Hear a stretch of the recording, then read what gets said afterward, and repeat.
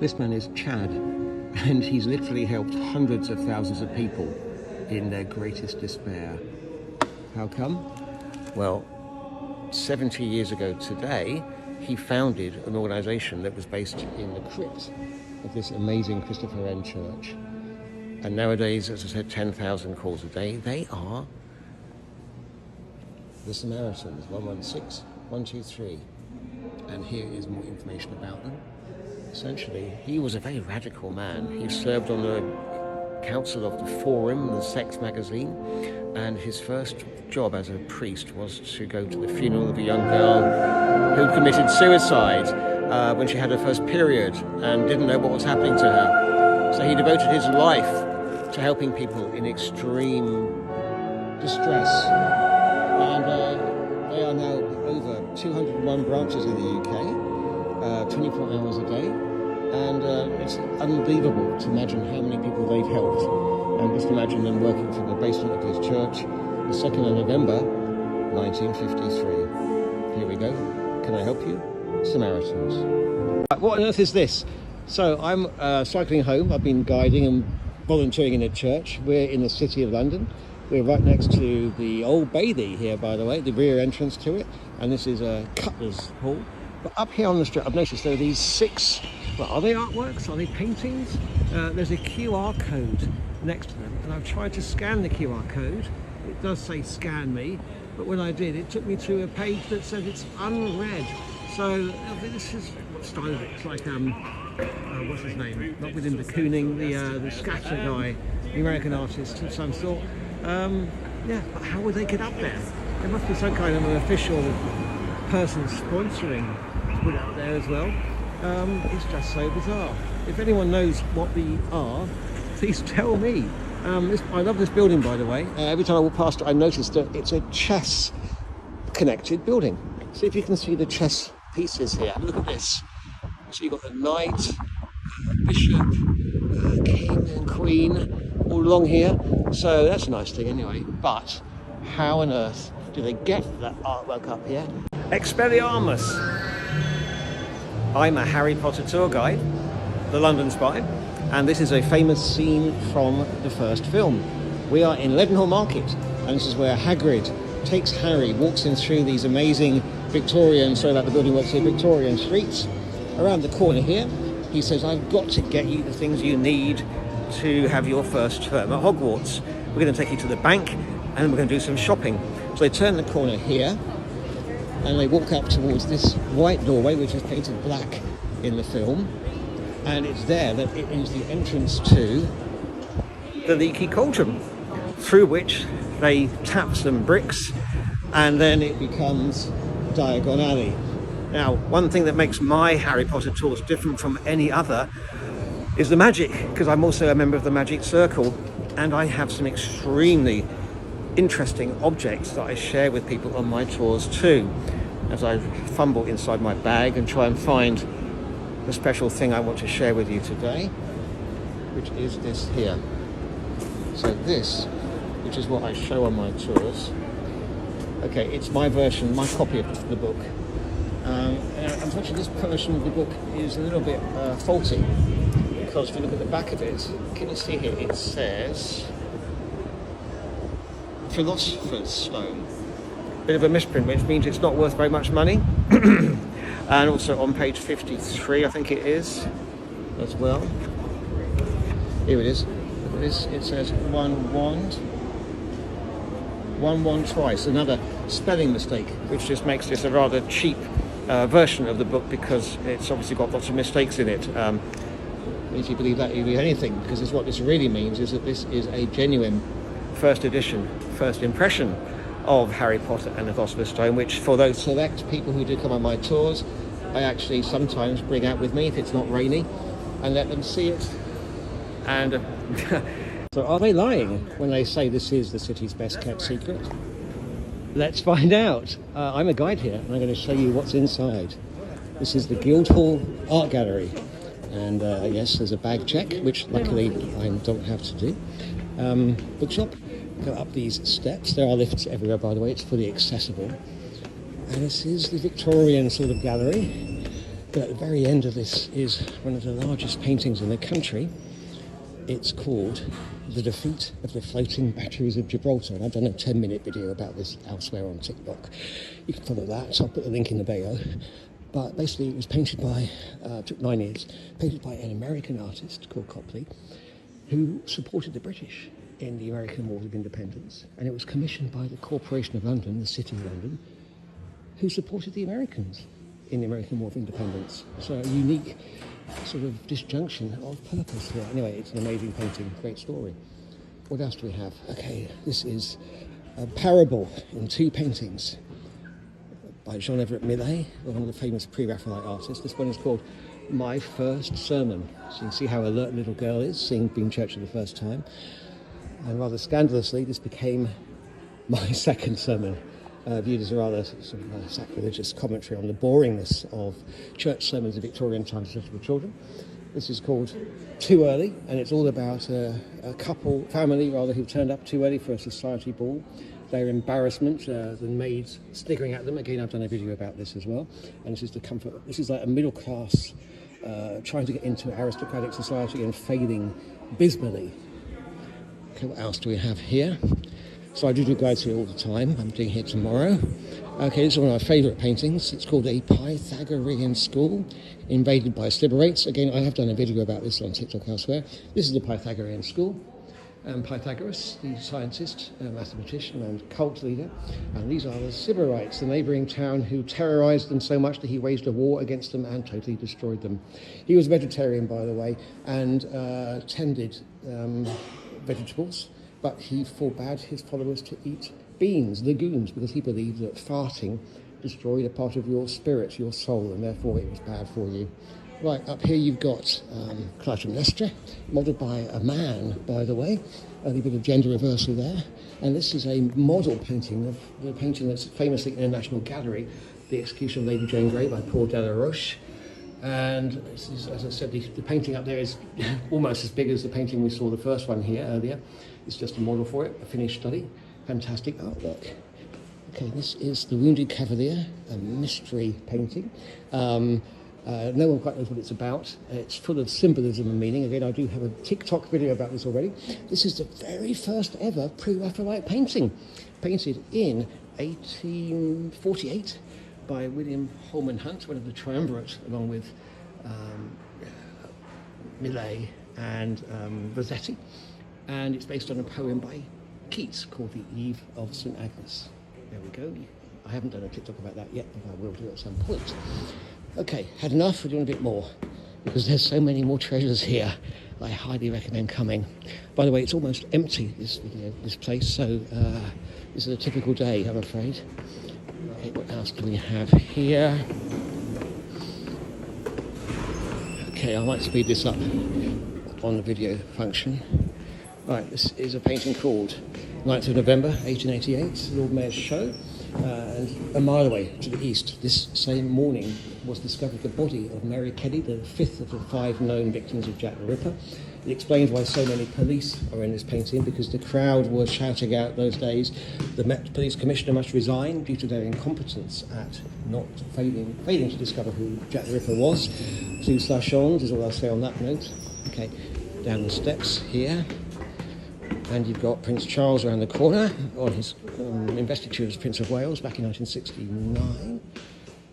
Okay, and down here is one of the most surprising things in the gallery, because when they were unveiling the foundations, they found a bloody Roman amphitheatre. This is the boundary of it here, and it's been preserved in the basement of the museum. You can view it. It at its peak sat 7,000 people out of a population of about 60,000 at its peak. So, incredible discovery.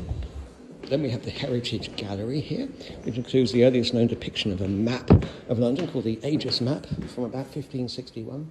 And yet, after the Great Fire in 1666, London was rebuilt on exactly the same layout as the previous medieval streets. So all the streets you see here, Bishopsgate, etc., are the same, even nowadays. Right. What do you have over here? You have temporary exhibition. This is a first edition of the first folio of Shakespeare's work. So it's the best preserved of all the first folios in the world, with about 250 that survive. and it's possessed by the City of London itself. So amazing, rare, very rarely seen book here. We've also got William Shakespeare's own signature here. This is William Shakespeare's signature on a deed for a house.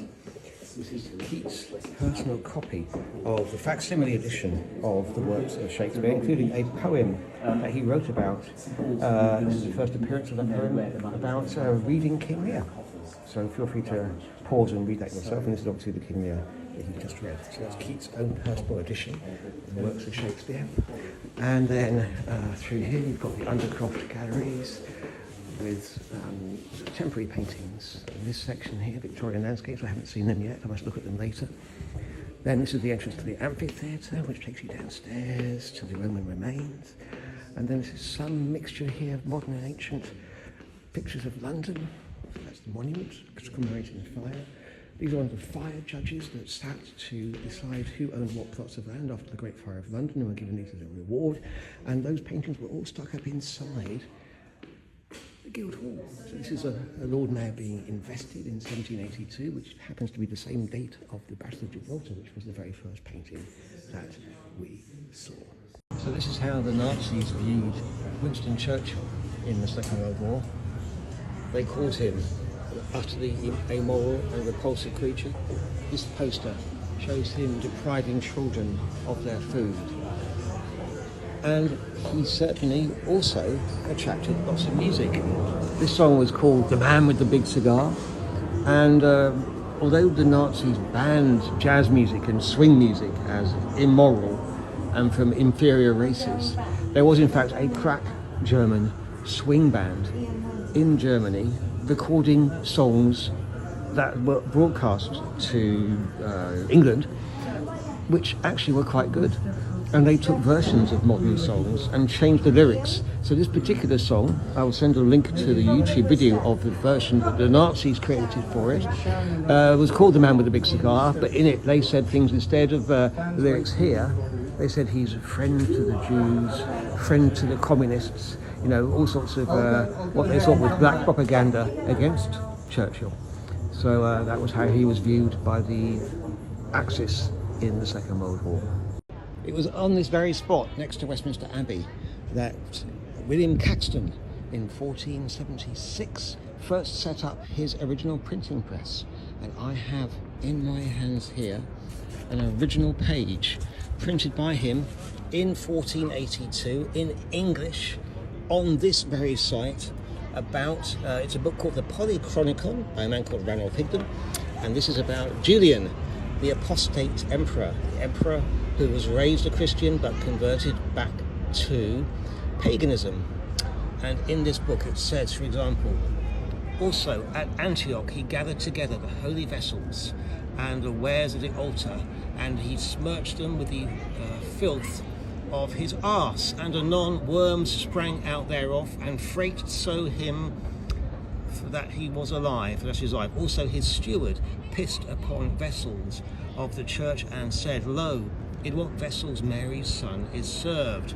And anon his mouth became his arse, and served afterwards instead of his nether end.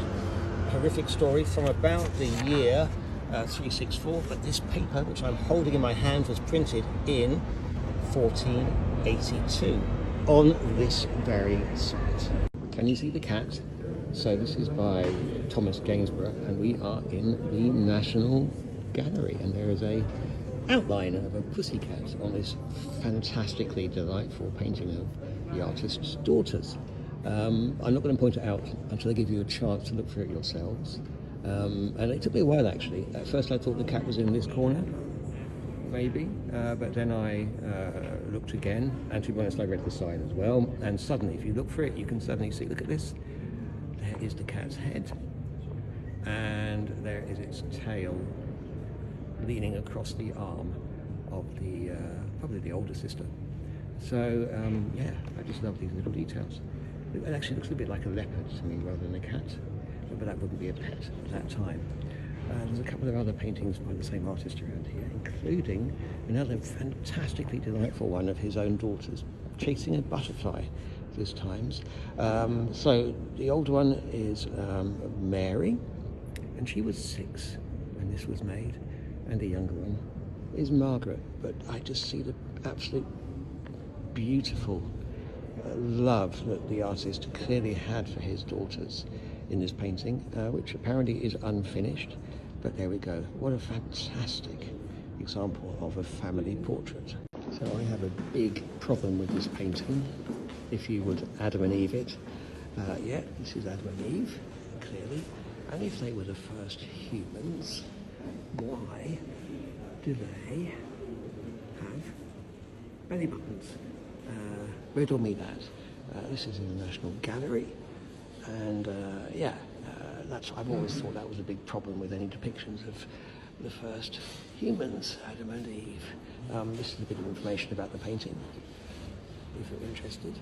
There's another painting in this room I really love as well, which is of a saint attacking a demon, and this is Saint Michael triumphing over the devil, and here's the information about it. But what I love about this painting is the depiction of the devil. It looks very, very modern. It looks like some kind of a cartoon creature with its tongue, teeth, bat ears, and then the front of its body, it's armoured, but it has a horned tail and claws like a chicken, really, I'd suggest. But I just love this little devil face here. It looks so modern, doesn't it? Even at dates from about 1468. The card players. Jan van Hogspew staggers to the door and pisses at the dog. Outside, the rain courses in cart ruts down the deep mud lane. Inside, Dirk Dogstead pours himself some more and holds a cinder to his clay with tongs, belching out smoke. Old Prick snores with the gale, his skull face fire-lit.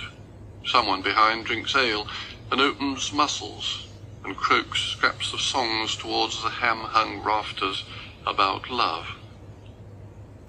Dirk deals the cards. Wet, century-wide trees clash in surrounding starlessness above this lamplit cave, where Jan turns back and farts, gobs at the grate, and hits the Queen of Hearts. Rain, wind, and fire. The secret, bestial peace. By Philip Larkin, The Card Players. My name is Captain Benny, and I'm here representing my hometown of Port Talbot, of course, and I'm ever so humble and honoured to represent my hometown at this National Portrait Gallery here in London. And as you can see, I normally morph into a superhero persona, but today I am my greatest British Eccentric Award winner of 2009, and I just love baked beans. Fantastic. Well, I've just told Mr. Captain, Beanie, a story about the philosopher Pythagoras. He didn't know about this. Which is Pythagoras was a vegetarian, but he forbade all his followers. He was a cult leader from eating beans. The reason why he felt that farting destroyed a piece of your spirit. So there you go. So he was obviously not a follower of Pythagoras. Thank God for that. No, I'm a bit of a saucy persona, of course, but no. I think baked beans are good for the heart. The more you eat, the more you... Yes, indeed. Can I have a look at what's under your hat as well, please? Oh, underneath my hat, I do have the influence of baked beans tattooed on my head. All for charity, of course. And not only that, if you notice, I got bean brows. Fabulous. So I'm the man, so full of beans. Thank you so much, Captain Beanie. Thank you much. If you look closely at this portrait, you might find something slightly unusual about it. Have a look at the date this gentleman, Robert Nelson, was died rather. It says here, 17 14 15, January the 16th. Why is that? It's because until the 1750s, our calendar year, actually started at the end of March, beginning of April. It wasn't, and before then it was the Julian or the Gregorian calendar, I'm not sure which, but effectively it was aligned to our modern day tax year. So if people died in that first 3 months of the year, just to make it clear, a lot of portraits were put in 4/5, so you understood that in fact it was at the cusp, sort of between one year ending and the other beginning, and that's why it's on this painting.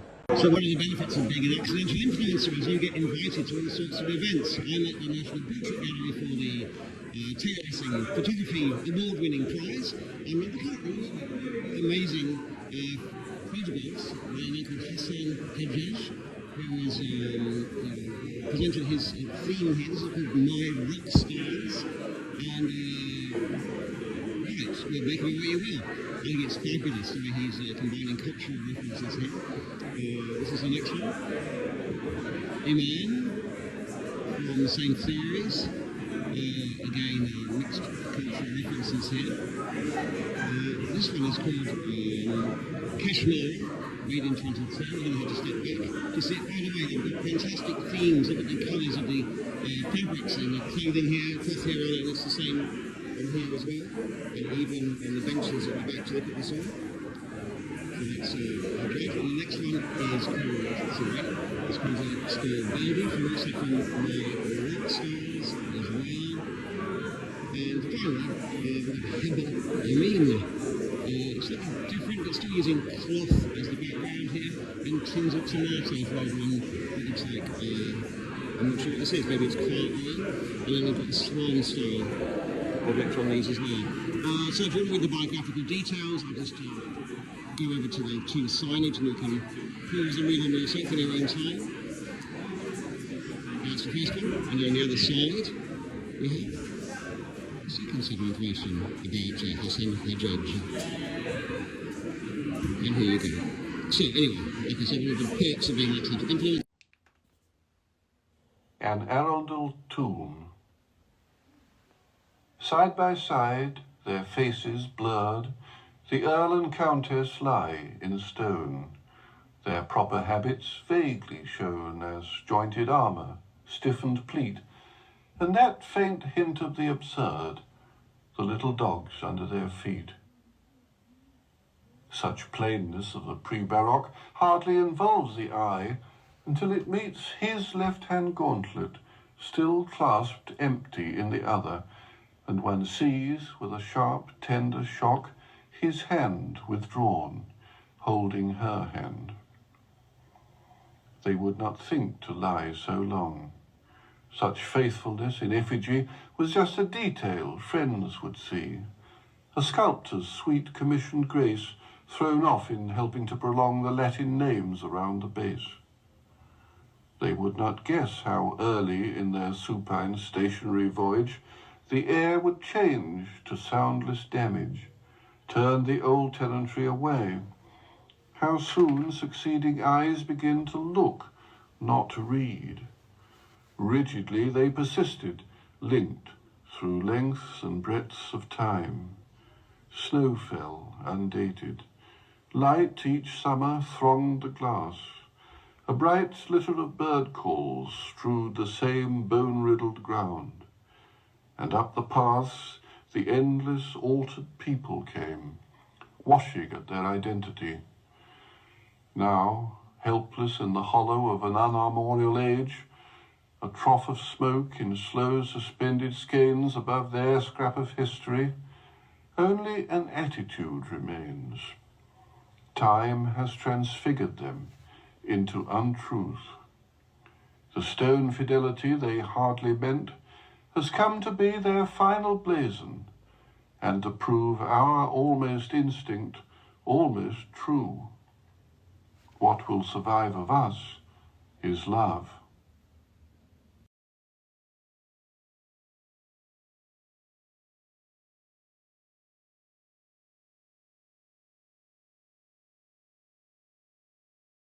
Exciting to share with you about this wonderful church. This church, look at the ceiling here. This church was made by Christopher Wren, and it would not exist without what happened in this book, because this is a report from 1667, the year after the late dreadful burning of the City of London, report into the causes parliamentary committee. It starts off with a survey of the extent of the fire, where it started, what time, how many houses were destroyed, the committee that was set up by Parliament, etc. So that's what happened. Now, if you love Wren churches, of which there are some 52 in the City of London, then this artist Chloe has made an amazing artwork in which she's created a pack of cards. And as you know, me being a magician, I love cards, each one of which is one of the surviving Wren churches in the City of London. And they're going to be sold in this church at the cafe at the other end. This is a display to them. This is Chloe again. But just look at the detail. And she's an artist with paper cutting. So each one of these was originally like an A3 sized cutout, which she then with like a relief. And then they turn them into these cards. She's ordered them, by the way. There's a secret order, which I'll ask her to explain in a minute. But you can buy them here. So apart from the churches, to make up the full numbers, you've got the two jokers, which are the only secular buildings built by Christopher Wren in the City of London. So, hey, Chloe, hello. Tell everyone about your artwork and what inspired you and how you do it. So I used to work in the City of London, and I got inspired to make all of the churches because there are exactly 52, so the exact number of cards in a pack of cards, and they're ordered by the saint of the church's feast day, because I didn't want to rank them in order of the most popular or the most beautiful. And yeah, I don't have a specific favourite one, but I enjoyed discovering about each church, particularly the ones that don't exist anymore, and these two, St Aldermanbury, which was taken down and rebuilt in Missouri in America. Yeah, that's right, and it's Winston Churchill is connected to that church as well. Yeah. Yes. And this is where we are now. Very fantastic. Okay, Yeah. and how much do the cards cost? Sorry to be blatant advertising here. How much do they cost? Yeah, so they're £20 for a pack, and they can be bought on my website, and also soon will be available to buy from the shop at St Paul's Cathedral as well. And what's the name of the website? ChloeCampbellArt.com. Fabulous. Thank you very much indeed. We're in this wonderful Christopher Wren church, and so delightful to see these amazing Christmas present cards. £291 million was stolen in May 1990 in an apparent mugging in the street, Nicholas Lane. It wasn't an apparent mugging, it was a carefully planned stealing of this money, bearer bonds, by an organised syndicate who eventually ended up dealing with Colombian drug lords and the IRA to launder the money. It was all due to bearer bonds which were untraceable. Someone had accidentally dropped £4 million worth of it in the street a few weeks before, in January that year. The organised gang had read about it. They planned to steal some themselves. They wanted to make it look as if it was a complete accident, but the Bank of England were onto it from the beginning and watched carefully what happened. So a man with a knife held up a 58-year-old man in this very street. He then escaped. Eventually, the man who did the hold-up was allegedly murdered himself by his compatriots.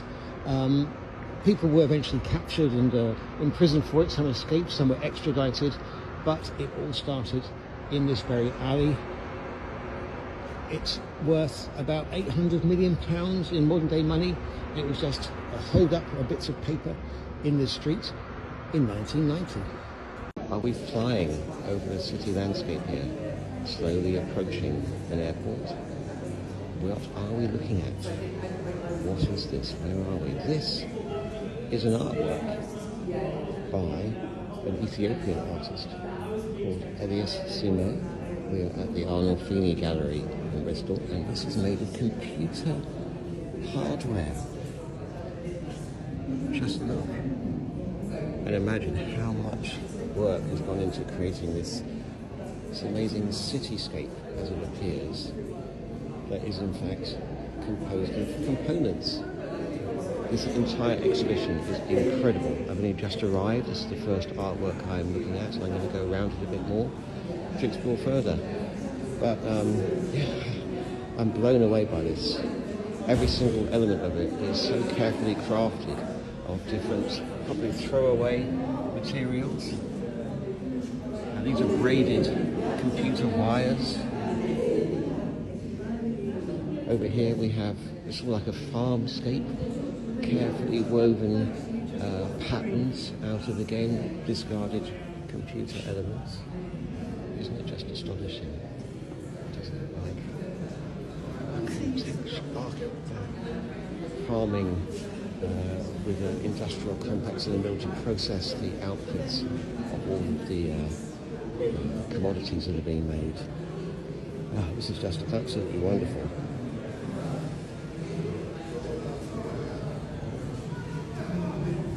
Well, I'm no art expert, so I don't know quite how to describe it, but just let you know that I'm completely blown away by this. But I'm going to say the last thing in this room, if I go upstairs, is over here. Now look at this one. And he's made of keyboards, buttons. But it reminds me a bit of some other works I've seen. It's like a mosaic, a computer mosaic, where there's a city map, islands and tributaries. It's called Tightrope Noiseless 18, which obviously refers to the sounds that the keyboards make.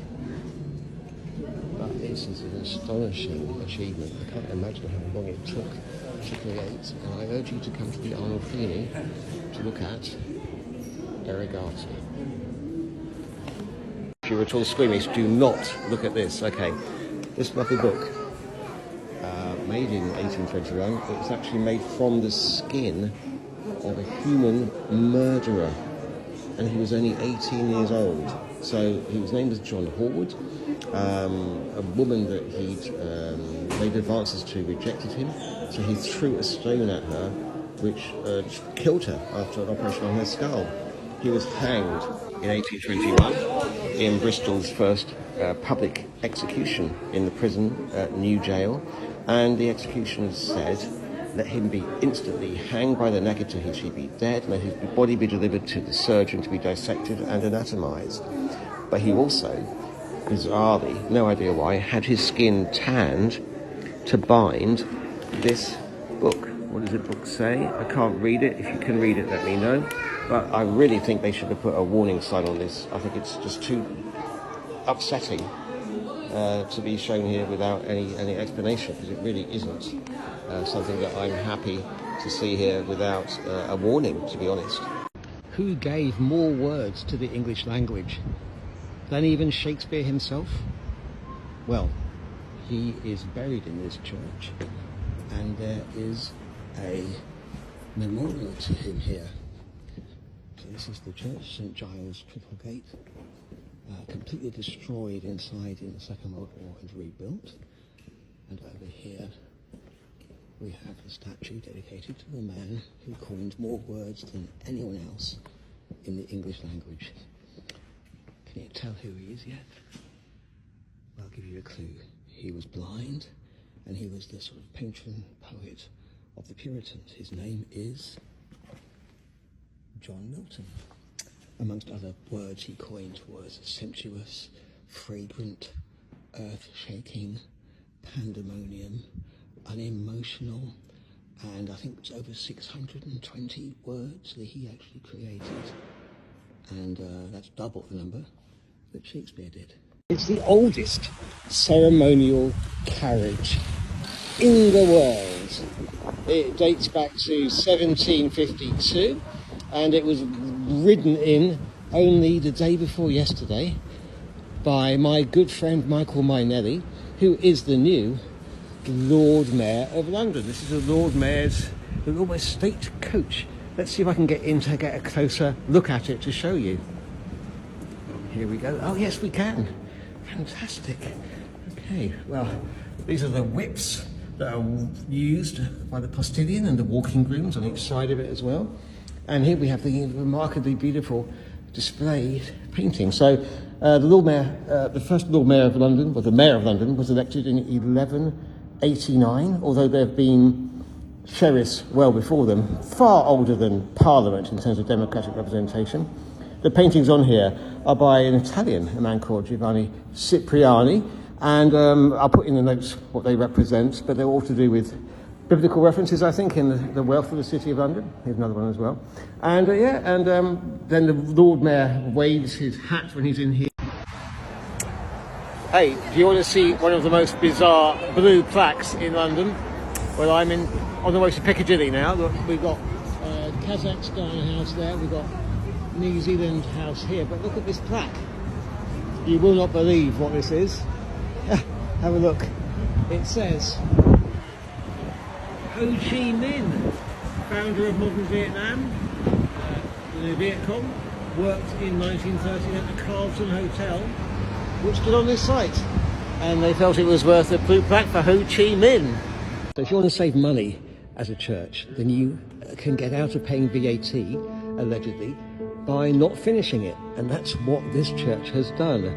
We are in the Dutch church in the city of London. It was totally destroyed in the Second World War, and after it was rebuilt, they deliberately left one thing missing, and you can find it over here. So look at this. I can't speak Dutch, unfortunately, but see if you can translate it, please let me know. But look very closely, and you can see here, this J is missing the dot above it. That was a cunning plan, I've been told by some of the staff here, I didn't believe it at first, by the church authorities to get out of paying VAT on the building. So a bit of a sneaky thing there by the church, perhaps, if you are so minded to say so. Otherwise you might say cost efficient or whatever. But anyway, that's why this church is incomplete. It's because they're trying to save money and not pay VAT. So are you ready to discuss the painting? Excellent, so come a bit closer. Right, so this woman is the person around whom the whole painting revolves. She's the fulcrum between the Pythagoreans and the Sybarites. So a bit about Pythagoras. We normally encounter his theorems in school during maths, geometry, the triangle. I can't remember what it is. But in reality, he was a great man, more than just a mathematician. He was a leader, a religious leader, and we may think this looks like ancient Greece. In fact, it's set in ancient Italy. I think 5th or 6th century BC, because at that point, Italy's coastline was full of Greek colonies. Pythagoras was a member of what's known as the pre-Socratic group of philosophers. So they were all before Socrates. Socrates' obsession was morality and truth and human nature, whereas the pre-Socratics were more interested about the world, about the universe, cosmology, atoms, Democritus, Heraclitus, etc., etc. Pythagoras therefore was interested in numerology, particularly number 1, it's very important. Anyway, he was also a religious leader, so he set up his own school in a place called Croton on the Italian coastline. And as you can see here, they enjoyed a life of ascetic life. Very much a mind thinking, purposeful, dedicated, pondering philosophical ideas and trying to understand the universe. He was a very strict vegetarian, by the way, and that's why he only tended vegetables in his garden. He wasn't a vegan though, but he had the milk from the sheep and the goats, etc. And you can see here that they're all being very thoughtful. And we'll come back to who this man is in a minute, with the man with the scroll in his hand. So this painting operates on 2 levels. You've got the historical issue in the 6th century BC, and then you've got modern day contemporary Italian politics. And this is really it's a dual nature painting. So on this side you have the neighbouring village or town was called Sybaris. And in a contrast to the Pythagoreans, they were very much, nowadays the word Sybarite means a life of the fleshly, bodily experiences of drinking. They're obviously quite well fed, you can see here. Also, they are covering their faces because having a suntan back then meant you were horribly working in mud in the fields all day long. It was only Coco Chanel, I believe, in the 20s who actually popularised tan as being a beauty issue. They've got exotic, imported, non-Italian items here, the rugs, they've got peacock feathers. They're playing very annoying flutes or piccolo here. You can imagine how you're trying to concentrate, someone's playing music next door to you, they're very frustrating. And there were lots of skirmishes between the Pythagoreans and the Sybarites, very, very angry. You also got here a young boy training a dead bird, again, a lack of respect for nature. By the way, this reminds me, there's a painting by Titian in the National Gallery called Bacchus and Ariadne, some of you might be familiar with it, and there's an animal's head, severed head has been pulled behind. So I think this is a nod to that painting as well. So what happened in reality is that after a lot of provocation, and I think this man here may well be like an ambassador on behalf of the Sybarites, trying to negotiate a peace with the Pythagoreans, but being undermined by his own people's actions here as well. You've also got my favourite character in the whole thing is the man doing a face palm. You seen him? He's just here, and clearly he's so annoyed. Oh my God, they're at it again. So in reality, what happened is that Pythagoras raised an army against the Sybarites and destroyed the town totally. And I think that's why the artist chose this story, because this was at a time in the 1880s when Italy was a relatively new country. There was a man called Mazzini and Garibaldi who had together created a unified Italy out of the warring city-states like Venice, Rome, Catania, Palermo, whatever. It was a fresh country. And immediately on creation, they were threatened by their neighbours, the Austro-Hungarian Empire, who undermined them economically, militarily, diplomatically, etc. So I believe that when the artist created this, he was portraying these people as being the Austro-Hungarians, and these as being the Italians. Although ironically, these were the foreigners, and these were the locals back then, but forget about that. And he was trying to make it was a call to arms for the Italian newfound state, to have the single purpose-minded idea of the Pythagoreans to unify against the threats from your neighbours who are undermining you. And that's why this painting was chosen at that time. Now, one more thing about this painting before we move on. I told you before that Pythagoras was a vegetarian. However, there was one particular vegetable that he refused to allow his followers to eat. Anyone know this story? Beans. Any legumes. That's why there are no legumes in his garden here. Do you know why? He didn't allow them to do it because he felt that eating, how can I say it? Letting off wind destroyed your soul. It actually reduced your spirit somehow. And that's why there are no beans in the painting, although I have to say cabbages. Should they do the same thing? Right, on that cheerful note, we're going to go downstairs. Thank you very much. Hi, I'm in the Imperial War Museum in Kennington, and this is a scene of the Blitz. Actually, it isn't. So it's in the underground, and people are sheltering, clearly from bombs. But in fact, this was painted in 1918, and it's to do with the First World War. It's called The Underworld. Walter Bayes is the artist, and it was actually taken at Elephant, which is just a few minutes walk away from this gallery. And in the First World War, twice as many people, 300,000 people, escaped from the German bombs as lived underground during the Second World War in the Blitz in 1940-41. And you can see here that there's a lovely little dog underground, someone with very ripped clothes here, people looking rather upset or not very happy, and a baby, someone dressed in very fancy clothing here, and we've even got someone having a sing-along, playing the accordion next to a tiny baby who probably isn't very happy about the accordion being played right next to him. But so this explains why it wasn't just the Second World War when the underground was used to escape German bombs. I'm standing next to this dress. Look over here. It's the same dress. Look again. And you can see it's a Queen's coronation dress, worn in 1911 by Queen Mary, the wife of King George, and it contains elements of the British Empire. So first of all, we have here the Star of India, but surrounding it we have things like, I'm told, from Ireland we have shamrocks. Oh, no, I think the shamrocks are here maybe. Yep.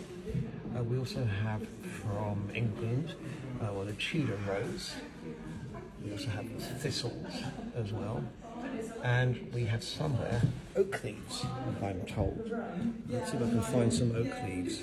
I think possibly the oak leaves are here. Yeah, there. I think maybe these oak leaves here. And it represents, and at the bottom of it, we have things representing the ocean, which represents the whole British Empire at the time. And why do we have the rose of India here, the Star of India? It's because at this point, her husband was the Emperor of India, a thing which Queen Victoria had established, and went on until 1947, when India gained independence. The quality of it is incredible. Cream-coloured silk and embroidered with gold thread and tiny, tiny gilt metal beads. And these sleeves are made of handmade gold bobbin lace. Everything in this exhibition is wonderful, but I just love this Queen Mary's coronation dress from 1911, and here's another photograph of her wearing it again. This is the best fishmongers in London, and it's round my way in Nunhead, southeast London. It's called Soapers, and they've been in business, I think, since the 1930s, and these are fish fixes of Billingsgate Market. But just look at the sheer variety of absolutely delicious fish that are on display here. I've had such amazing meals here. Very friendly staff. They've got a Facebook page, but I don't think they're on TikTok, so hopefully I can get some business to them this way as well. And yeah, I absolutely love coming to this shop. Just look at the amazing variety. Look at these huge haddock fillets here, fresh cod loin, fresh fillets, Dorset trout, salmon, dill. Really nice. You can also get other stuff here, eggs, saffron, and a huge variety of condiments, etc, etc. So I highly recommend coming to Soapers in Nunhead. This is a hybrid cloth. It's made of separate sections, including a Tudor section here, and something that's even older. So these gold chasubles are from the 15th century and have the arms of Charles the Bold of Burgundy. And it may have been a gift from his wife to Westminster Abbey, and it's got scenes of Christ's life on it. But in some point shortly after that, it was converted. Look at these elements here. These are to do with a royal wedding. So this is the Westminster Arch, this is the rose, and this is the pomegranate, which belongs to Catherine of Aragon. And this is the French fleur-de-lis, because the monarchs believed that France was part of England at the time. But why? Whose wedding is it? We would have thought that Catherine of Aragon's wedding might be to Henry VIII. But of course you must remember that she was married before to his brother, Arthur. And so this could either be from Arthur's wedding to Catherine of Aragon, but it could even be from Henry VIII as well. But for whatever this was created for, it was preserved by the church. It's on display in this amazing exhibition, gold and silver wire drawers. Please come and see it. Let's look at the back as well. Once again, even more beautiful embroidery here. This is Tudor embroidery. And more of the even more ancient, late 15th century embroidery from Charles the Bold, scenes from the life of Christ. Isn't this work unbelievably stunning? And I'm just privileged to be able to see it here, and it's been so well preserved. Imagine you're the king, King Charles I. You're going to be executed. You're a brave man. It's a bitterly cold day. What do you ask for? You ask for an extra shirt. This is the genuine shirt at the Museum of London Docklands, worn by King Charles on the day of his execution. You can read this. His gloves that he gave to his friend, the bishop. And this is him with his head chopped off on the day. So he'd fallen out with Parliament, and Oliver Cromwell and his group had him executed. They didn't want to execute him. After his death, this image of him as a saintly martyr with his head sewn back onto his body. This was actually made in 1660 when his son Charles II came back to the throne, and these three women are meant to represent England, Scotland and Ireland. And this is the genuine clothing that he wore when he had his head chopped off. So here I am at number 10. How come I've been able to get so close? So close, in fact, that you can actually see me here at number 10. The reason is not because I'm an MP or even the PM, it's because this is not actually number 10 Downing Street. It is in Adam Street, in just off the Strand, but it looks so much like number 10 Downing Street, but it's often used as a stand-in for TV, films or whatever. You can't get to Downing Street anymore because after the IRA put a mortar attack on the garden there in the 90s, it's been fenced off with security, etc. So this is a really good place that looks exactly like number 10 Downing Street, and it's in a very historic area, part of London. Some absolutely beautiful other buildings around here. As you pull away, you can see it's no longer actually looking anything like it, because you've got Leon and Wild Hotels next door. This is Adam Street, absolutely beautiful architecture, and number 10. The saddest memorial I've ever seen is in this church. Let's have a look. Okay, so this is 7 children are shown in this plaque up here. I'm going to move back so you can see it a bit better. I can zoom in. Okay, so it's a family who lived around the corner from here, and the parents were invited to a party in St James's Palace in the West End in January 1782, and they spent all night dancing, partying. When they got home, they found their house was burnt to a cinder, and all 7 of their children, James, Mary, Charles, Harriet, George, John and Elizabeth, the twins, were dead. This is such a tragic event commemorated here. Even worse, I've been told, though it's not listed here, the wife went mad after a result, Mary Wood-Mason, and James actually divorced her as well. But anyway, it's just unbearably sad, and a scene of distress beyond the powers of language, perhaps of imagination, this spontaneous tribute to the feelings of his mind, to the memory of innocence. What a sad memorial. Do you want to hear the story about how one of Britain's worst ever kings turned this pub into a pawn shop? Let me tell you the story. So we are in Clerkenwell, and in the early 19th century, this was a hotbed of sin. In particular, cockpits. Not what you think, cockfighting. So the story goes that one day the king, George IV, a massively unpopular king, he was at the cockpit, he lost all his money. He was desperate to catch a cab home, whatever.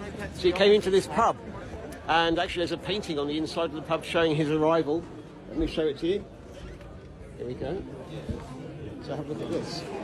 So this is the king, George IV, arriving at the pub, and he's trying to persuade the landlord to buy this watch, or advancing some money on it, like a pawn shop, to allow him to get home. Now, this is a very flattering portrait of George, by the way. He was hugely ugly, enormously fat, so this is very flattering.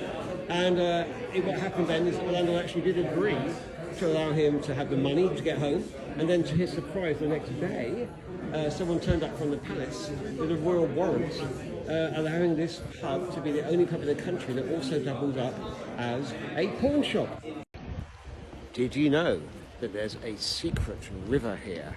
So we are in Saffron Hill, near Clerkenwell. In Victorian times, this was a terrible den of vice and sin. In particular, in Oliver Twist, this is where Fagin had his den with all his thieving boys were being trained. But through this grate is one of the ancient original London rivers. So Clerkenwell, Clarkswell, but down here, and you can still see it and maybe hear it if I focus on it, is the River Fleet. Now, I mustn't drop my phone down this, make sure no bicycles are coming as well. Can you see through here? Yeah, there's a car coming. Thank you. Sorry about that. Okay, let's go again. Right, let's focus it down there properly. You can see down there and here, it's not very good to see, unfortunately, but that is the ancient River Fleet. Let me find a better view of it. You can hear it, I hope, anyway. And yeah, there it is.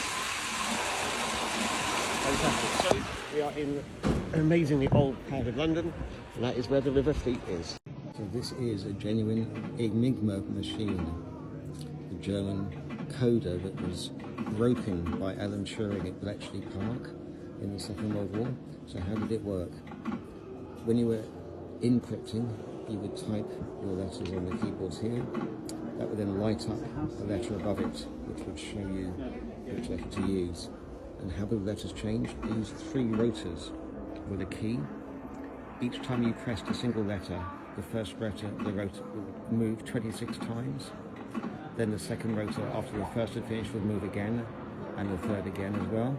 There was a plug board that you switched around as well before you set each message. So you'd have to both change the plug board first, and then the rotors themselves would move. So no 2 letters would be the same. They thought it was uncrackable, but using the special bombs at Bletchley Park, Alan Turing and Gordon Welchman designed a machine that was able to crack it, as seen in the film The Imitation Game. And here is a section of decoded messages. Section 11 only. A genuine, original Enigma machine. This isn't a doll's house. It's a scale model from World War II of a family home, the Allpress family who lived in South London. And this model was made in the 1980s by a relative, the husband of one of the women who had lived here, who knew it very well.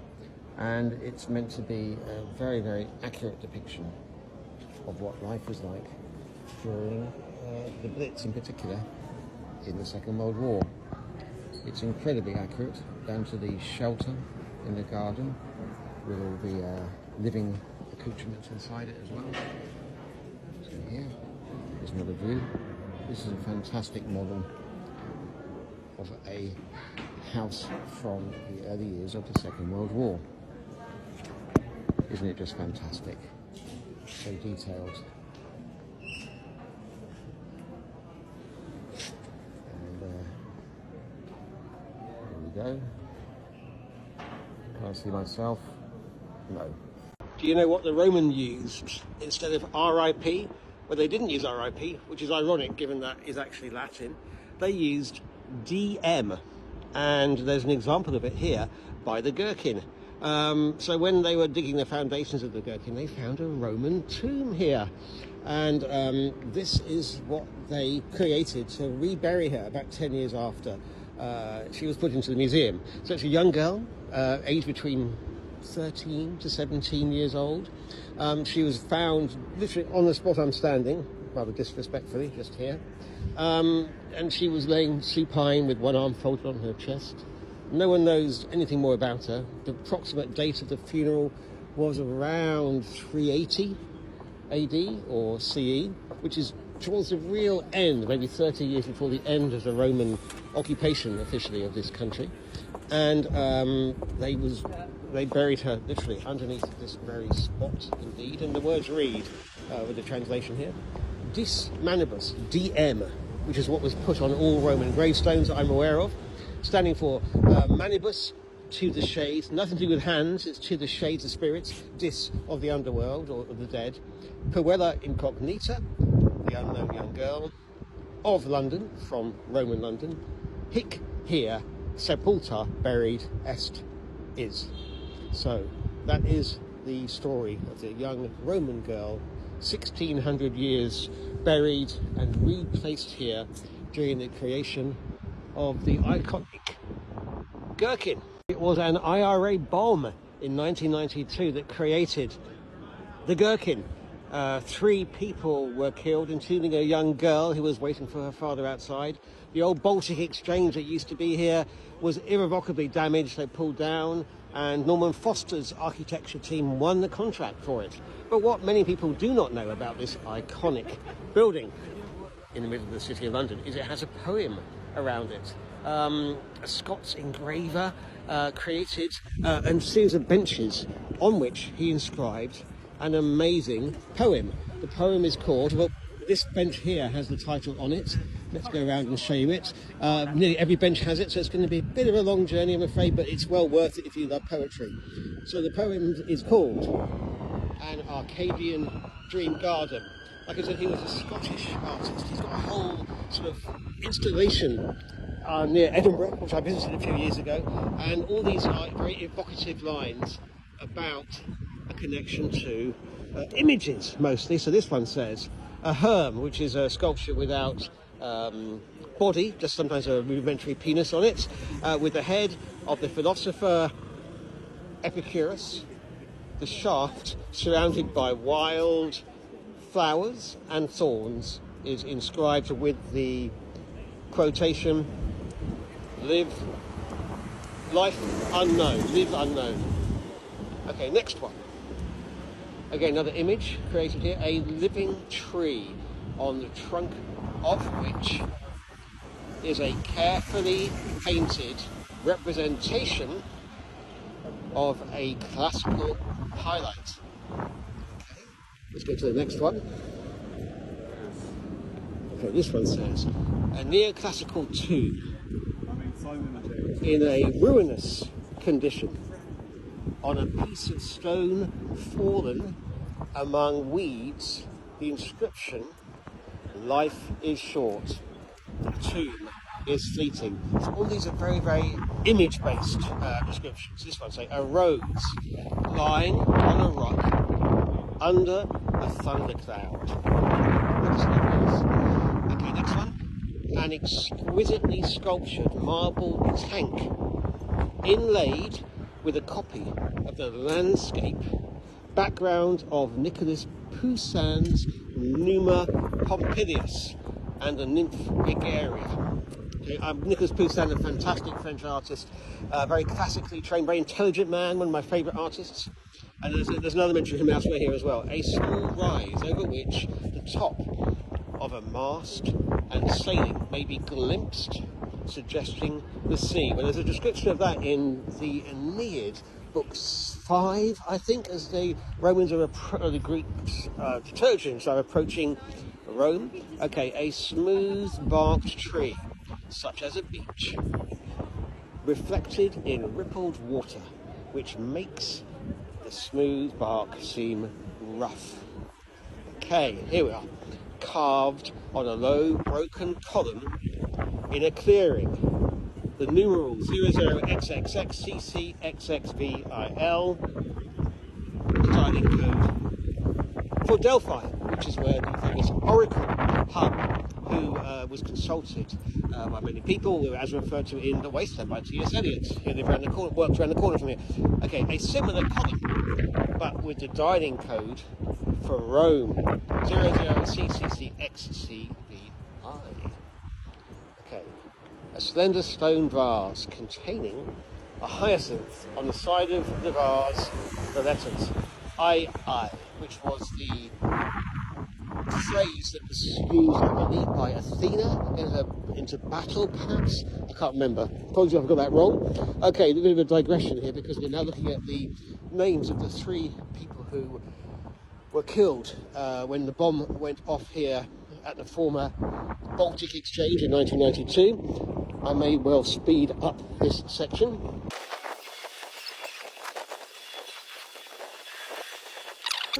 An Arcadian dream garden. Next, the tomb from Nicholas Poussin, again Nicholas Poussin, the Arcadian shepherds, pitted with bullet holes and scars. That painting was really influential in some kind of a conspiracy theory about the Knights of the Templars, I believe. Famous BBC programme was made about it. Okay, a weather-worn oar standing upright in a field dotted with nettles and thistles. An ornamental lake on which floats a small sailing boat or bark with a bark textured hull.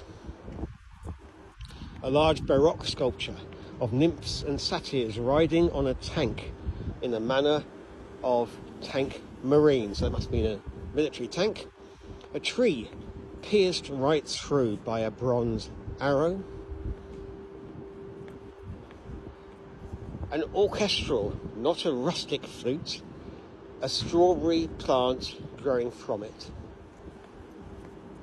A small grove composed of young pine trees and delicate columns all the needles which fall from the tree are carefully swept into heaps around the base of the columns. Okay, we're almost at the end now. I hope you stayed with me to this part. Okay, a bronze representation of a guitar, realistic, leaning on the trunk of a tree, a silver birch. Okay, two more, I think. The word fragile in Roman letters on a formal stone placed upright by the foot of a birch tree. Lots of birches. The last one. A tank approaching an 18th century ha-ha. Ha-ha was a field with a dip at the end, marking the boundary. It was like an invisible boundary on a country estate. And this is the Arcadian dream poem on the outside of the gherkin. Imagine stretching your bow to maximum power in the 16th century from the battlements of the Tower of London in front of you, firing it as far as you could, and it landing right here. What did this mean?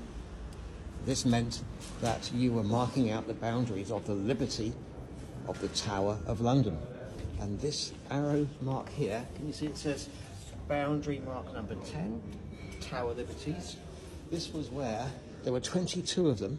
It marked the area called the Liberties of the Tower, which was actually created as a separate legal and jurisdictional entity, and it could control things in the area.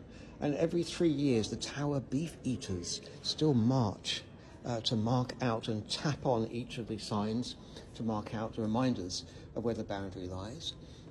It also meant that you could have any animals that fell off London Bridge and any swans that were kept under it as well to use for your own. So ancient liberty and freedom, separate from the rest of the county and of the City of London, marked in this wonderful hotel lobby.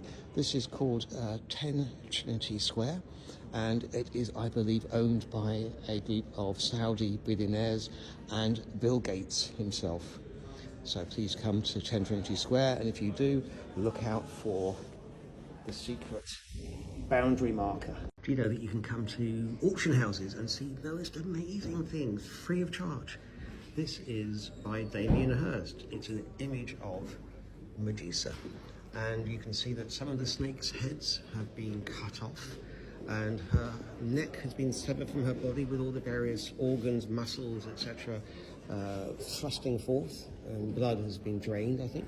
Anyway, this is on sale at Sotheby's, and its price is made of gold and silver. It's one of 3 copies that we made back in wherever it was, and its estimated price is £500,000 to £700,000. But that's not all they have here. That is a minor cost compared to some of the other stuff that's on sale at Sotheby's at the moment. And by the way, there is a coffee place downstairs, so if you fancy a coffee free of charge, you can get one here too. There's a collection on the other side of the Lord and Lady Saddest, but this is the Masters section. So what we have here is a letter from the genius man who discovered the comet, Halley. He was also an amazing mathematician, statistician. He invented the modern science of accounting for people's deaths that led to a whole insurance sector. What else do we have here? Let's go around the corner. This is so much. Right, this is, okay, this is so valuable they can't even put the price on it. They're saying it's a price log on request. Okay, this is 4,400 BC. It's a silver gilt amphora with handles that are made of ibexes. And they think it may come from ancient Greece, but they're not sure. But it's incalculably old. It's about 2,500 years old, maybe. Unbelievable. What else have they got here as well? This is Amerigo Vespucci, the man who some people claim led to the creation of the word America. And you have actually the word America written here. It was made in the early 18th century, though, so long after America was brought to the attention of the West, let's put it like that. Okay, a book of hours here on sale for a mere £180,000. It dates from the 15th century. Right, the most, oh, look at this. Right, this is I know nothing about science or technology, but this is meant to be, according to the quote, possibly the most important and the most famous master's thesis of the century. It's all about the development of the electric digital computer. A man called Claude Elwood Shannon, and you can see here that they reckon between 50 and 80,000 pounds. But this little scrap of metal underneath here, even more valuable, it is an English orrery quadrant. Copper plate alloy, the earliest dated scientific instrument in England or English, and the price they say is, we can read it here, between 100 to 150,000 pounds. But the most expensive of everything that's currently on sale in here that I can see, because some have not got prices on, are these pair of paintings over here. Well, it's Venice, it's canals, so it's extremely likely to be by Giovanni Antonio Canal, called Canaletto. And here you go. I do like his art. I prefer the stonemason's yard in the National Gallery, but this isn't. He did actually some London paintings as well. I love the depth of detail you see here too. And guess how much these are reckoned? They're this price for? Between 8 to 12 million pounds. This is the most famous hat shop in the world. Samuel L. Jackson in the film Kingsman walked out of this door. It's got James Bond connections, and it's where the bowler hat was invented. Let's go inside. It's called Lock & Co, founded in 1676. Look, they just bought this amazing hat here as well. I'm a TikTok influencer, so I'm going to put... I am a TikTok influencer, honest. Okay. Okay. So I'm going to walk through to the museum at the back and tell you about this amazing place. So it was founded in 1676 on the other side of the road. They moved here in 17 something or other, and it's been here ever since. It's family owned, 7 ancestors. Amongst other things, they've got James Bond themed hats here as well. This is the 007 connection, and what does it say about it here? This is the one worn in Dr. No, at the famous beginning scene of the film when the gun barrel sequence is playing. That's what the actor is wearing. But this is their special museum.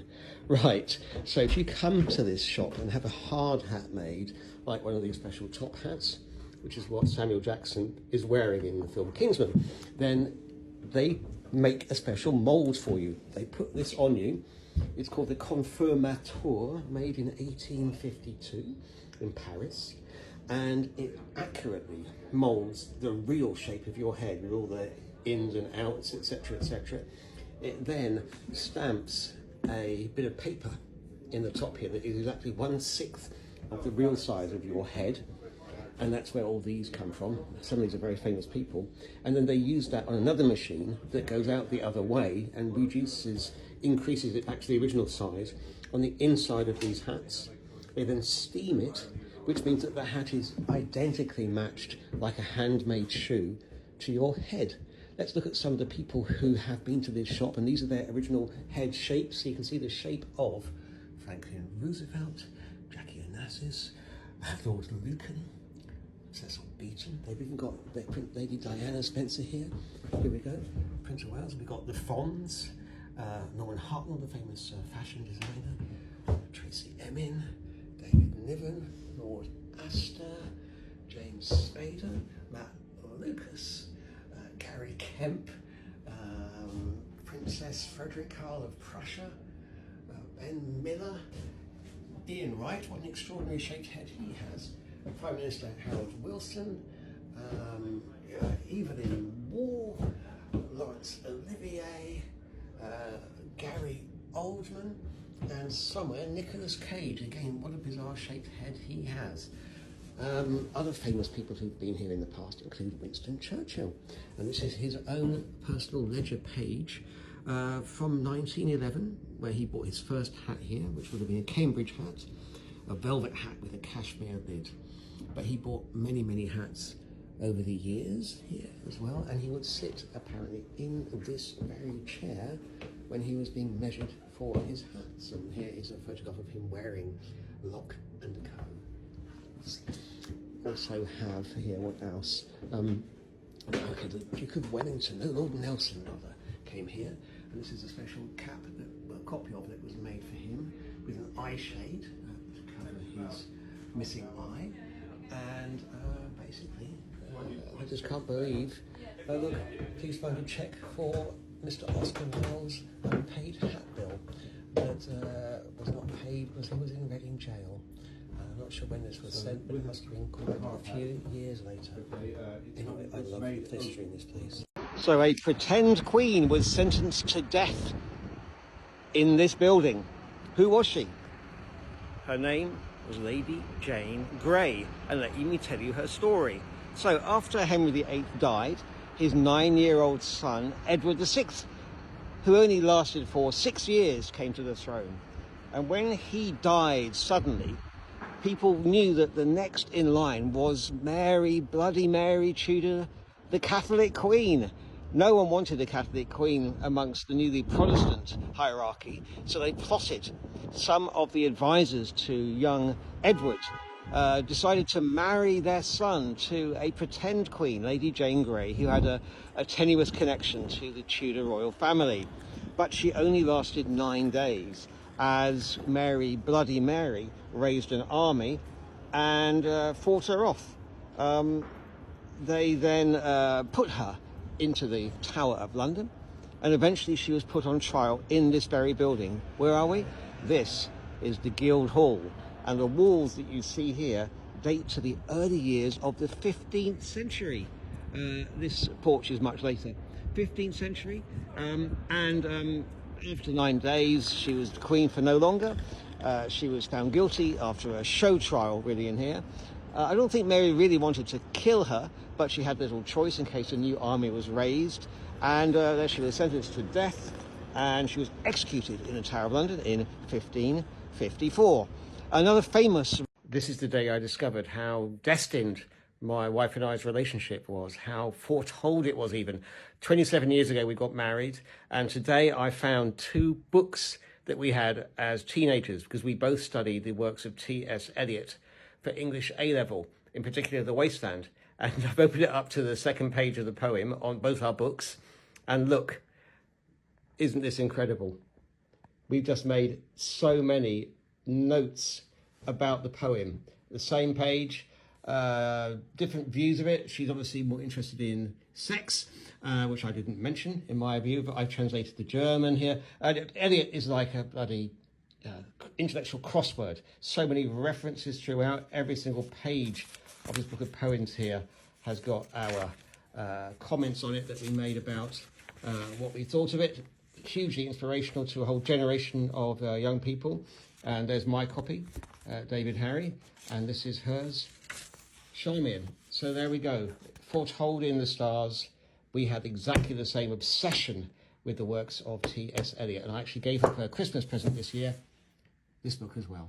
And I'm at the Battle of Britain Memorial by New Scotland Yard, and I'm here with my friend who is part of the committee that helped get this amazing monument in place in 2005. So very briefly, can you just talk about one thing for me now, which is the Americans and their contribution to the Battle of Britain? Well, America wasn't in the war. It didn't come into 1941.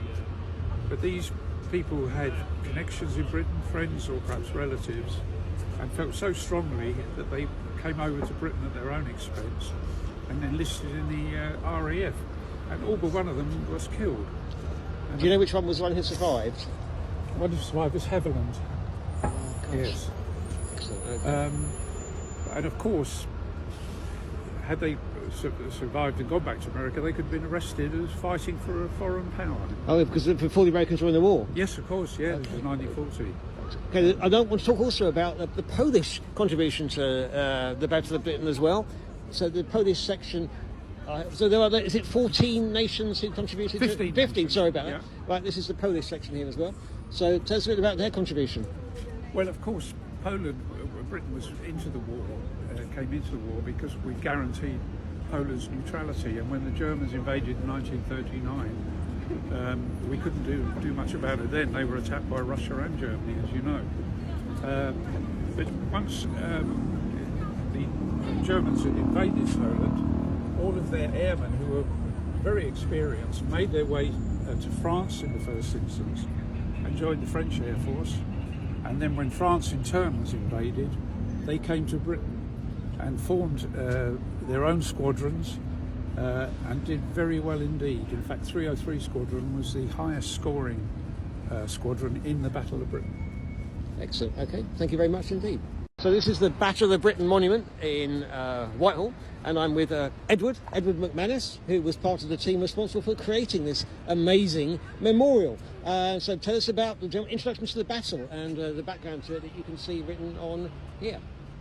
Well, by July 1940, all the Western European countries had been invaded, and Britain was the only one left opposing the Germans. Now, Hitler's main intention was to attack Russia, but he couldn't fight on two fronts. He had to make sure Britain was out of the war, either by invasion or making a surrender. I know that seems ridiculous now. However, we've all seen Saving Private Ryan with the landing craft going across the channel, and that never existed in 1940, so it was a hell of a job for the Germans, and their army said, if you want us to pull this off, we can't have the RAF interfering. So the German Air Force, the Luftwaffe, was given the job of destroying the RAF. And they started in July and kept up raids on a daily basis through to the end of October, when the weather was getting worse, and we didn't know that at the time, but Hitler called the whole thing off. Any idea why? Because obviously, if they'd succeeded, they could have won the war. And they said they were trying to bombard the people instead. Is that the yes? the invasion wouldn't have come off. The weather was too bad. You know, as the winter came on, it would become impossible even for them. And so it was decided to use terror bombing London and all the other major cities, in the hope that the people would bring pressure on Churchill to give in and leave. There used to be severed heads on top of this that people would shoot at with pistols for target practice. What is it? It's called the Temple Bar, and it was designed after the Great Fire of London by Christopher Wren, the amazing architect who also built St Paul's Cathedral. But it wasn't here originally. It was about half a mile down the road by Fleet Street. However, it was in the way. It was too narrow for the traffic to pass through, so in the late 19th century it was removed, and a much smaller monument was put there. This was taken to a brewer's family, where it was kept in their back garden for 150 years or so, until it was moved here, I think by Prince Charles actually, as part of the redevelopment of the area. And I'm going in it tonight because upstairs we are having today a auction of architectural drawings commemorating the 300th anniversary of the death of Christopher Wren. So I'll do a separate video afterwards showing if I managed to win anything in the auction, but I'm very excited. I've never been in here before. I can't wait. So the auction's finished. I'm just leaving, and guess what? I won a few items. I bought 3 prints in here, and they gave me a 4th one as a present as well. So I'm going to unwrap them when I get home and show you what I've got. But I have my items. So this is one of the plans I got today. It shows the City of London as Christopher Wren would have wanted to build it if he'd actually given permission to. So that's the first thing I've got. This is a map of the City of London showing the original extent of the Roman wall around it. This is the old and new St Paul's cathedrals on top of each other. The old St Paul's Cathedral is the one in this area here, the chapter house over here. And the new cathedral, which as you can see is slightly off direction of the old one, is the black line superimposed on it here. And last of all is this, which is a design showing the interior of St Paul's Cathedral. So these cost me £10 each, and I'll be taking them out on my tours to show people of the City of London. This is a very special £5 note. It's on display here in the Churchill War Rooms, and this is the original photograph that was used for the design on the £5 note. So let's have a closer look at this £5 note.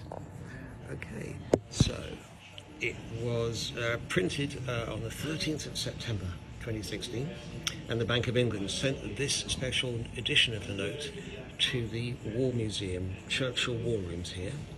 So looking really closely at the clock on Big Ben, or the Elizabeth Tower, and you'll see, it's hard to make out, but I have to tell you that the time on that clock is the time in the 13th of May 1940, when Winston Churchill made his first inaugural speech as newly elected Prime Minister, with the phrase, "I have nothing to declare but blood, sweat, toil, tears and sweat."